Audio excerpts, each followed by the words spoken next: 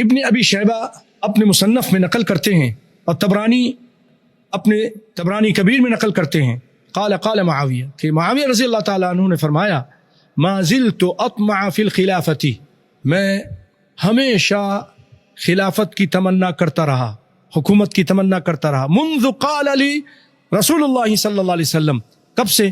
جب کہ رسول اللہ صلی اللہ علیہ وسلم نے مجھ سے کہا تھا، جب سے رسول اللہ نے یہ بات کہی میں اس وقت سے خلافت اور حکومت کی تمنا کرتا تھا۔ کیا کہا تھا؟ یا معاویہ اذا ملکت فاحسن، نوٹ کر لیجئے کہ نبی کائنات صلی اللہ علیہ وسلم بشارت دے رہے، اے معاویہ جب تجھے بادشاہت ملے، تو بادشاہ بنے تو اچھائی کرنا۔ کہ نبی کے صلی اللہ علیہ وسلم کی طرف سے ایک بشارت بھی تھی کہ تو یہ بادشاہ بنیں گے۔